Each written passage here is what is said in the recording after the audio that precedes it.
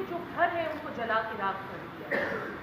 हम ये कहते हैं कि जी अब तो हुकूमत वक्त हमें इस सेकंड टाइम आप लोगों की तवज्जुह से जवाब देगा। हमने बहुत सारे ऐसे साने देखे हैं, हम उसको लगाएं तो हम आज भी इल्ज़ाम की तरह नहीं, सवाल की तरह एडवर्टिजमेंट एजेंसी के लोगों को फ्री कार्ड ब्लांच मिला था कि they can visit all areas.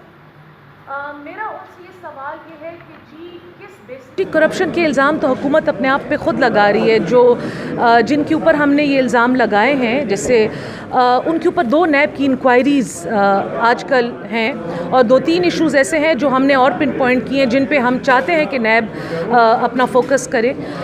हमारा मुतालबा ये है कि जी जब तक नैब की इंक्वायरीज़ का कोई सही नतीजा नहीं निकलता, इस आदमी को अपने ओहदे से हटाया जाए और एक क्लीन नॉन कंट्रोवर्शियल बंदे को लाया जाए। सेकेंडली द न्यूज़ अखबार और कुछ फॉरेन मीडिया में जो इंकिशाफात हुए थे, जो गंधारा आर्टिफैक्ट्स की स्मगलिंग है और पेशावर म्यूज़ियम में कुछ गड़बड़ के ऊपर भी एक नैब की इंक्वायरी चल रही है, तो उस पे हमने आज अवामी नेशनल पार्टी की तरफ से यूनेस्को को एक लेटर लिखा है।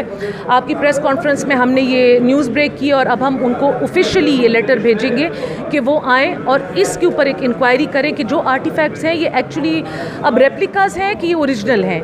मतलब ये जो हमारा सदियों पुराना एक हेरिटेज है, ये अब कहीं इन लोगों की करप्शन की दास्तान में हमसे मतलब अब हमसे रह तो नहीं गया।